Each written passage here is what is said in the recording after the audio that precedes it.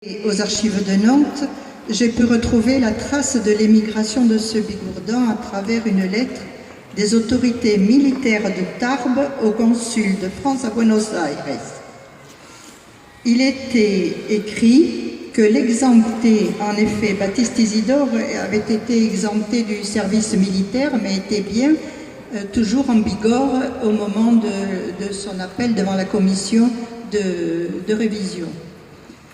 L'exempté Baptiste Isidore Dubarry de la classe 1903, né le 27 juillet 1883 à Hitte dans les Hautes-Pyrénées, résidant à Coronel-Mon, ça a été la première piste que nous avons trouvée sur cette émigration, dans la province de Buenos Aires, devait repasser devant un nouveau conseil de révision en 1916. Et cette lettre avait été transmise au consul de France à La Plata le 10 avril 1916. J'ai donc pu communiquer rapidement à Claudette cette lettre du consulat, et immédiatement elle a pu rebondir avec l'état de ses recherches. Moi je voudrais dire, je vais me lever là. Je dirais que depuis 2013, nous avons connu l'association d'Argentine. Jean-Paul a lancé un appel à toute personne pouvant m'aider. Et puis, la participation aux journées à Saint-Jean-Pied-de-Port m'ont fait comprendre que je devais peut-être élargir ma recherche parce que mon Baptiste, oncle de ma mère, était en principe marié à une fille de Saint-Jean-de-Luz. Donc, voilà. Et puis, bon, surtout depuis 2013, Internet m'a aidé aussi. Je tapotais de temps en temps Dubarry, Argentine, Buenos Aires, un peu. Et puis, fin juin 2015, j'en avais parlé avec Jean-Paul que j'avais rencontré lors d'un concert, est apparu sur Internet Dubarry Baptiste, 1910, San Jacinto, Trabajadores.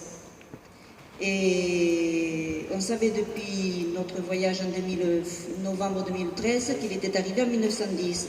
Donc j'ai dit que ça correspondrait bien à la personne que je cherche.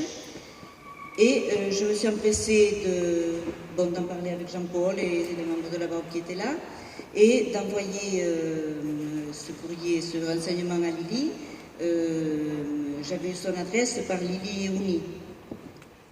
Et parce que j'ai dit après, je vais partir pendant 2 mois, garder les enfants, enfin bref. Et puis, on a passé donc ces 2 mois. Et je dis, en rentrant, quelque chose me disait que j'aurais du courrier. Le 29 août. Il faut dire qu'au début, j'imaginais que Claudette était une personne âgée qui ne connaissait ni le téléphone, ni Internet, parce qu'elle ne correspondait avec moi que par lettre. Ce qui fait que nos échanges étaient un peu lents. Donc voilà, le 29 août, donc, Lily me donnait Coronel Mont. Alors, notre dernier voyage, nous avions acheté des cartes de Buenos Aires, capitale fédérale, Grand Buenos Aires, capitale province de Buenos Aires, Argentine, machin, tout ça. Et Google. Donc j'allais voir où était Coronel Mont et tout ce qui était approchant. Et puis j'ai appelé Dubarry dans les villes. Et oui, j'en trouvais plein. Mais après, comment faire?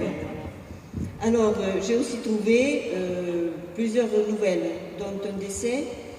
J'appelais les actualités tout simplement, oui. Un décès d'une personne de 93 ans, Ismaël Maximiliano Dubarry. Maximiliano était le prénom du père à Baptiste. Je dis peut-être né en 1922, il avait 27 ans en 1910, Baptiste. Je dis on ne sait jamais. J'en ai parlé avec Lily, et Lily a cherché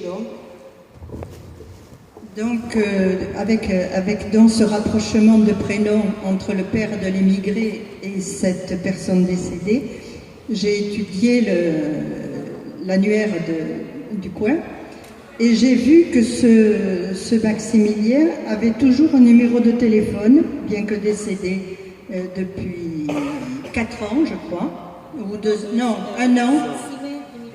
Ah oui, bien que décédé depuis le 6 mai, il avait toujours un numéro de téléphone, et donc j'ai passé 3 appels infructueux, et au 4e, un monsieur charmant m'a répondu, en me disant que la señora n'était pas là, mais qu'il fallait que j'appelle le mardi suivant, ça c'était le samedi, le mardi suivant à la tardecita. Alors je n'en pouvais plus parce que j'avais forte envie de donner une bonne nouvelle à Claudette qui attendait. Je ne tenais pas en place. Le mardi, j'appelle sur le coup de 5 heures en Argentine, mais la señorita n'était pas arrivée. Elle était à 70 km et elle appelait, je pense que c'est son compagnon, parce qu'il avait l'air de tout savoir sur la famille. Elle appelait quand même son compagnon sur le portable, lui me parlait sur le fixe et il me disait « Attendez, elle me dit qu'elle est à 70 km. » Alors on calculait, rappelez dans 1 heure. Bon bref, j'ai appelé finalement à 11 heures du soir. La señorita était là. Elle était tellement heureuse que je lui offre une cousine en France, qu'elle s'est mise à parler comme un moulin. Je n'arrivais pas à caser mes questions et les renseignements sur Claudette. Elle était très très heureuse. Et donc, elle m'a appris toute la composition de la famille. Mais je repasse la parole à Coco. Oui, Lily essayait de nous appeler, mais le 9 septembre, nous rentrions d'Italie. Et le 10, donc, elle rappelle et elle me dit « Asseyez-vous ». Bon, je me suis assise. Puis elle me dit « Je pense que j'ai retrouvé toute la famille ». Voilà. Donc, ils sont à Chacabuco. Voilà. Et bon, j'ai appelé Noémie la semaine qui a suivi, mais c'est vrai qu'elle parle très vite. Bon, je parle espagnol, mais enfin, je n'ai pas les compétences de Lily, ni pour parler, ni pour écrire. Et je n'arrivais pas trop à suivre. Alors j'ai demandé s'il était possible. Il y avait une petite arrière-petite-fille qui désirait correspondre par email. Donc la petite fille, Lily, a contacté sa grand-mère, ou sa mère, je ne sais plus. Les deux, elle vit avec... Et donc, disons que cette première dame que nous avons contactée, c'était donc la petite fille, voyons que je ne dise pas de bêtises, la première Noémie, elle était la petite fille de, je ne dis pas de bêtises, de Baptiste. Voilà. Et donc, elle m'a dit qu'elle-même avait eu une fille qu'elle avait perdue à l'âge de 17 ans, mais qu'elle avait des nièces qui manipulaient très bien Internet. Et donc, nos appels suivants se sont dirigés vers les familles où il y avait des jeunes avec Internet, et en particulier, donc, cette Ayelen. Alors, peut-être que... Est-ce que c'est un prénom basque, ça, Ayelen? Ça nous a semblé bizarre. Mayalen. Oui, Mayalen, mais Ayelen. Alors, cette jeune Ayelen a 18 ans et elle est l'interprète de toute la famille. Elle vit avec sa mère qui est tombée veuve à 35 ans et avec la grand-mère. Et la grand-mère, chaque fois que j'ai pu parler à Ayelen, la grand-mère était en arrière parce qu'elle avait un problème pour entendre au téléphone, mais elle lui soufflait toutes les réponses. Pas de date, mais elle sait tous les noms. La famille est immense et donc elle énumère les fils, les petits-fils et elle donne des tas de renseignements. Donc par courrier, j'ai reçu avec Lily une première ébauche d'arbre. Par Hélène, une autre. Bon, je n'ai pas eu le temps de retranscrire tout ça sur papier parce que moi j'aime bien le papier. et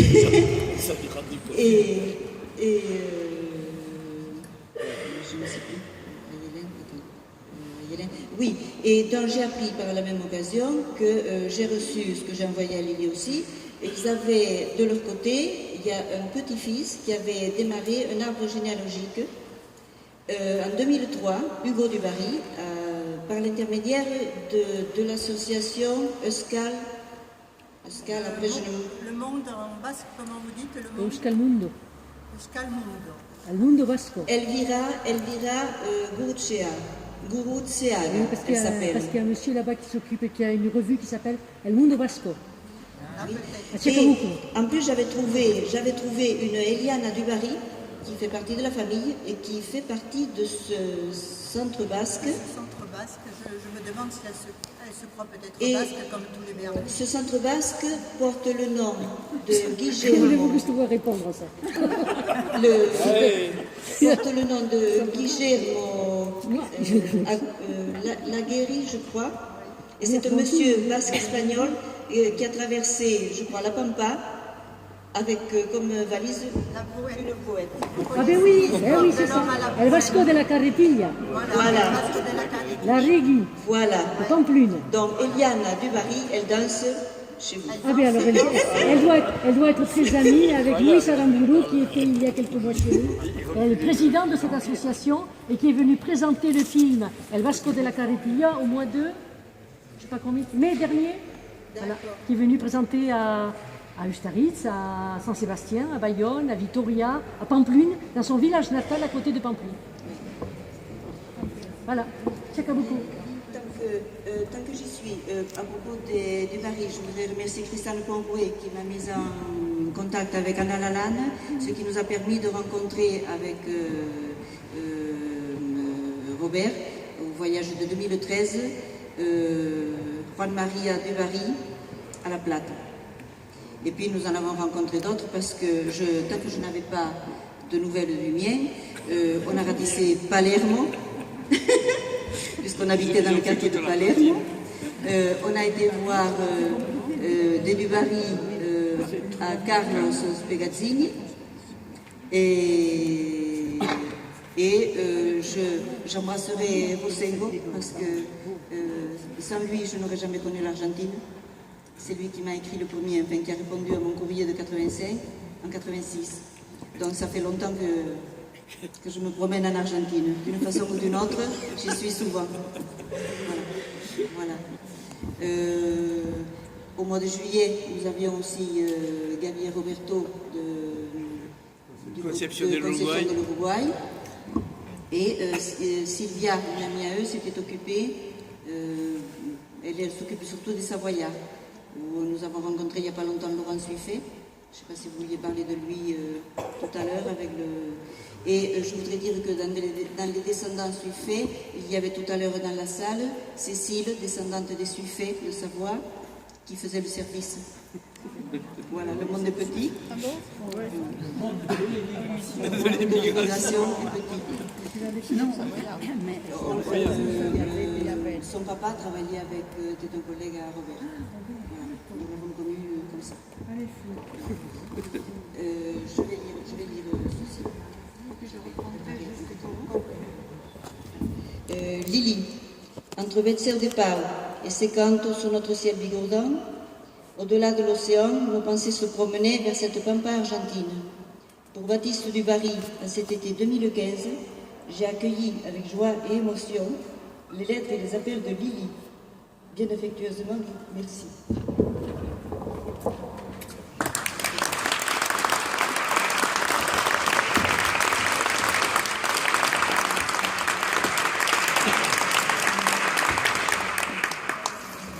Bon, c'est tout dire de l'émotion qu'on éprouve de part et d'autre du téléphone et la personne en recherche comme Claudette. Et moi, du côté de l'association, et aujourd'hui j'avais hâte de vous retrouver tous et surtout de passer une journée avec Claudette ici. Je voulais juste dire que j'ai appris donc de la bouche de Noémie, notre première cousine argentine, que 3 frères ou cousins étaient partis à la même période et elle m'a mise sur la piste de l'un d'eux à Mercedes, en Argentine toujours, dont le fils Blas Lorenzo est devenu un très grand parfumeur diplômé de la faculté de biochimie de Buenos Aires. Et il a créé les savons parfumés, le Sensi de Dubarry. Il est devenu extrêmement riche, à tel point, et il est riche et mécène à la fois, il a financé le service de cardiologie de l'hôpital Blas Dubarry de Mercedes en Argentine. À sa mort, il a été d'abord enterré à Recoleta, puis ils l'ont transféré, oui, je ne savais plus quel mot dire, sous un monolithe avec son épouse à l'hôpital même de Mercedes. Ses descendants s'appellent Monti actuellement, et je disais à Claudette qu'en attestant de l'appartenance à la famille, elle peut recevoir gratuitement le livre de l'histoire de cette famille de Mercedes. Et même on pense qu'avec un associé, il est l'un des pionniers de l'aspirina criolla, aspirina geniol. Et vous avez une pub tordante sur cette aspirine sur YouTube. Alors, vous dire que les enfants de Baptiste Isidore ont été au nombre de 7. Ils sont tous décédés à l'exception d'une fille, Maria Elena, 90 ans. Mais malheureusement, elle a perdu la mémoire et je n'ai pas pu avoir des renseignements par elle-même. Donc c'est une aventure qui s'ouvre maintenant pour Claudette et qui, je pense, va très vite remplir la tirelire pour repartir. Dans l'immédiat, ma mère a 86 ans et je voudrais pouvoir lui dire comment il a vécu, un petit peu lui raconter sa vie.